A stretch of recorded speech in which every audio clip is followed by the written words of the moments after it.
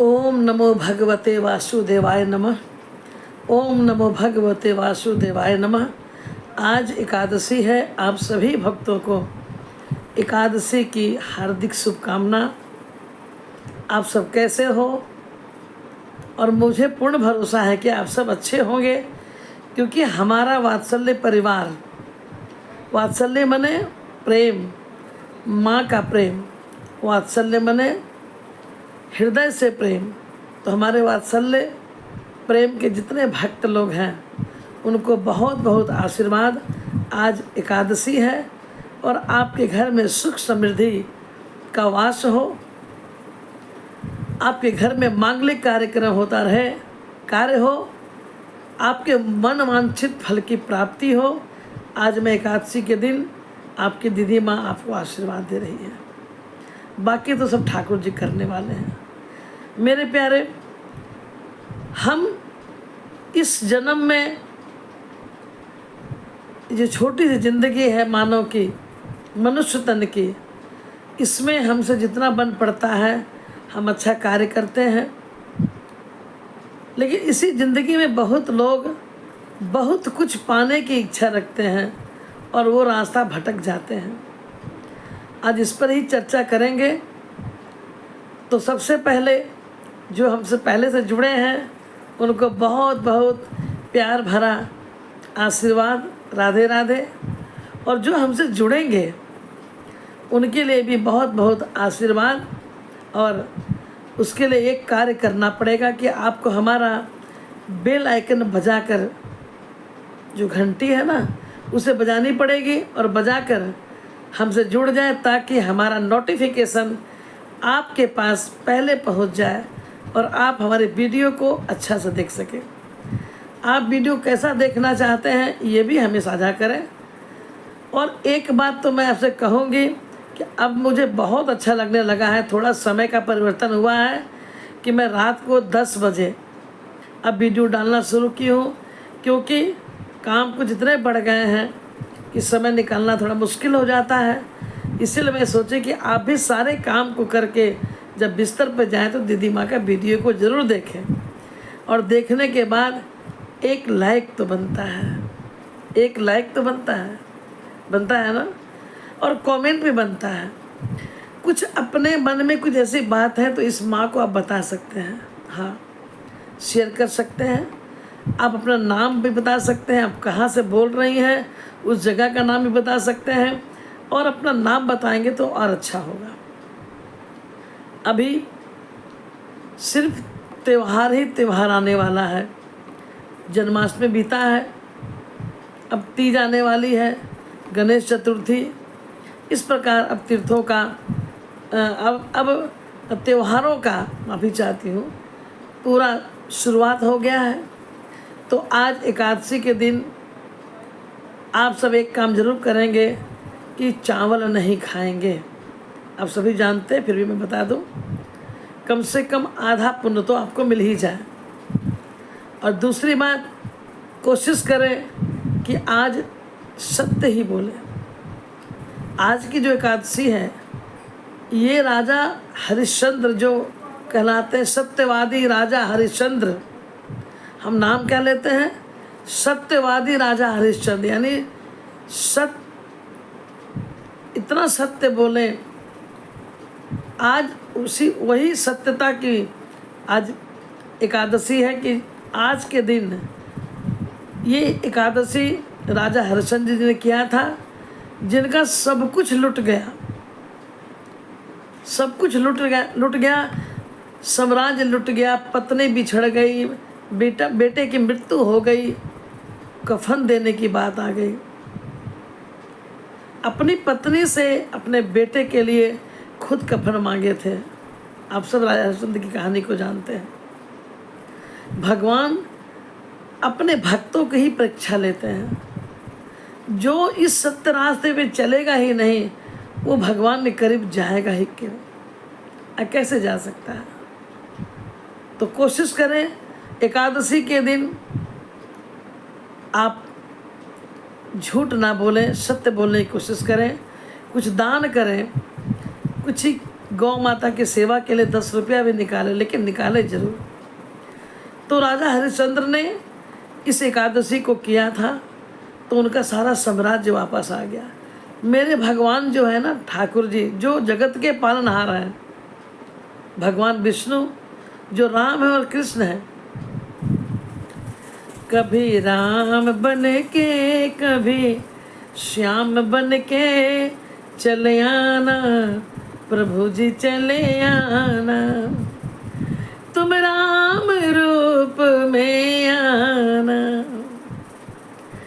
तुम कृष्ण रूप में आना। लेकिन ईश्वर कहते हैं कि जब आपको ऐसा महसूस होने लग जाए कि हर व्यक्ति में आप नारायण को देखने लग जाए, तब आपकी भक्ति थोड़ी पकने लगेगी। जब आप हर व्यक्ति में, हर पशु पक्षी मानव अच्छे बुरे सब में आप ये सोचने लग जाओ कि ये भी हमारे परमात्मा के अंश है, जीवात्मा, तो समझना कि आप नारायण के करीब जा रहे हो। जो जगत के पालनहार हैं वो अपने भक्तों की बहुत परीक्षा लेते हैं। उनकी परीक्षा पे कभी दोष मत निकालना प्यारे। उनकी परीक्षा पे कभी ये मत करना कि अब मैं पूजा नहीं करूँगी, भगवान ने मेरी बहुत परीक्षा ली, मुझे कुछ देते नहीं हैं। आप अपना काम करते रहो। सबरी मैया तो कितने युग बीत गए उनको, सबरी मैया को राम का इंतज़ार करते, प्रभु राम का इंतज़ार करते हुए, लेकिन उन्होंने अपनी जिद नहीं छोड़ी, अपने गुरु की बात को मानी कि राम आएंगे आएंगे राम आएंगे, मेरी झोपड़ी के भाग जाग जाएंगे, राम आएंगे, राम आएंगे आएंगे राम आएंगे, मेरी झोपड़ी की भाग आज खुल जाएंगे, राम आएंगे। ये मैं सत्संग कर रही हूँ आपके साथ। हाँ, आज एकादशी के दिन है तो अच्छी अच्छी बातें करो। तो सबरी मैया ने कितने युग बिताए और उनकी आंखें चली गई। आंखें जाने के बाद जब उनको दिखाई नहीं पड़ने लगा तो गुरु की एक बात याद रखियो। क्या?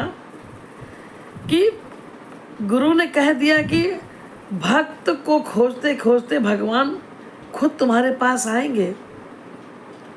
मैया को भरोसा नहीं था, लेकिन अपने गुरु की वाणी पर पूरा भरोसा था, और एक दिन भगवान उनके निकट आए और वात्सल्य प्रेम में ममतामयी आंखों से जब वो हृदय की आंखों से मैया ने देखा है, सबरी मैया ने, आंखें तो उनकी बह गई थी, और कितना प्रेम से बेर तोड़ के लाती, भटकती गिरती फूल तोड़ के लाती, अपने आंगन में बिछाती और रोज झाड़ू मार के फूल सजाती, आज मेरे प्रभु राम आएंगे, निश्चित आएंगे। तो यही भाव आप भी रखें कि जब राम आए, प्रभु राम आए, तो मैया को आहट सी लगी, क्योंकि हृदय में हमारे राम कृष्ण जिसको आप चाहते हैं, शिव शंकर ब्रह्मा विष्णु महेश, जो भी आपके इष्ट हैं, वो सब आपके हृदय में है मेरे प्यारे। बस अगर आप मन की आंखों से देखेंगे तो हर व्यक्ति में कहीं भी आपको बुराई नहीं दिखेगा, आपको नारायण का दर्शन होगा।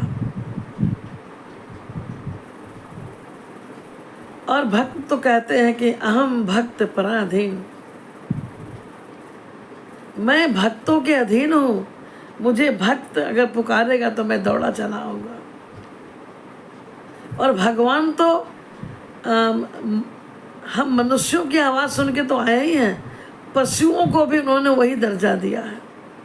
जब गजेंद्र हाथी का परिवार छोड़ के चला गया उनको। और तब बाद में उसने आवाज़ लगाई, हरि शरणं हरि शरणं हरि शरणं हरि शरणं हरि शरणं हरि शरणं हरि शरणं हरि शरणं। और इतना बोलते ही बैकुंठ में आवाज़ चली गई और भगवान दौड़ के आए। तो मैं वही कह रही थी कि आप किसी की मदद कर रहे हैं, धन से, मन से, तन से, वो मदद भगवान के लिए आप कर रहे हैं, उस परमात्मा के अंश के लिए आप कर रहे हैं। अगर आप निस्वार्थ कर रहे हैं तो इससे बड़ा तो सोने पे सुहागा वाली बात है। स्वार्थ के बिना अगर जो सेवा आप करते हैं उन्हें ठाकुर जी हृदय से लगाते हैं। जैसे सुदामा को, सुदामा स्वार्थ के लिए कभी नहीं गए, भले पत्नी की इच्छा के लिए चले गए, लेकिन मन में लालसा था कि मैं अपना मित्र सखा से मिलूंगा। उन्होंने पूरी भागवत आप पढ़िए, कहीं भी सुदामा जी ने कभी भी उनसे मांगा नहीं कि प्रभु मुझे कुछ चाहिए। और एक बार मैं बताती हूँ आपको, सच मानिए, अगर आप भगवान की सेवा करते हैं ना तो उनसे मांगिए कुछ मत। आप उनके पास एक बात रखिए, प्रभु मेरी एक इच्छा है, अब देना नहीं देना तुम्हारा काम है, मुझे तो देना न लेना मगन रहना, प्रभु देना न लेना मैं मगन रहना। देना है तुम्हारे बच्चों को मिलेगा, नहीं देना है तुम्हारे बच्चों को दुख मिलेगा। तुम मेरे परमात्मा हो, तुम मेरे स्वामी हो, तुम मेरे अधिपति हो, मेरे सब कुछ हो। आपको याद होगा जब द्रौपदी का चीरहरण होने लगा, द्रौपदी के पास बड़े बड़े ताकतवर बैठे थे। पहले तो पांचाली कहने वाली 5 पतियों की पत्नी, जिसके 5 पति ताकतवर, हर कोई धनुष में, कोई ताकत में,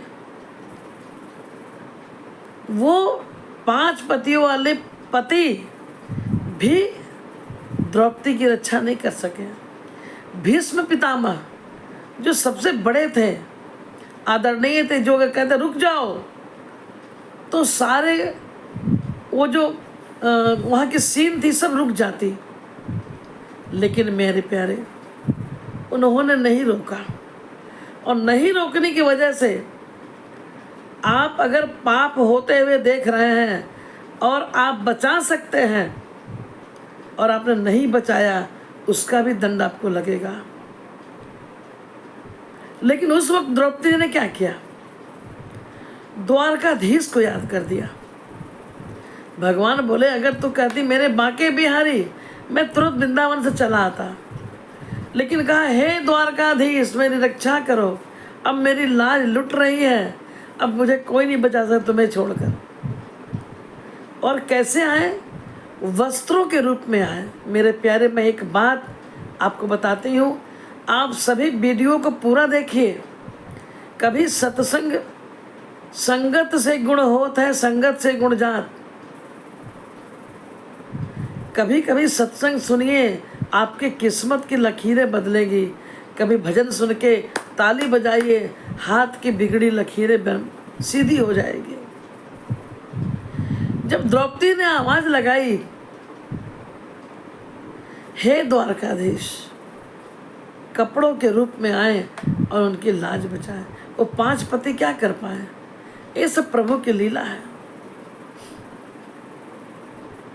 इसीलिए कहते हैं किसी के घर का अन्न भी बड़ी सोच समझ के खाना, किसी घर का जल भी बड़ी सोच समझ के पीना, क्योंकि उसके घर में धृतराष्ट्र जैसे, गांधारी जैसी रानी और राजा लोग हैं शकुनी जैसा उसमें परिवार है, यानी जहाँ संकुचित विचार के सब लोग हैं, उसके घर का अन्न खाकर भीष्म पितामह की भी मति भ्रष्ट हो गई।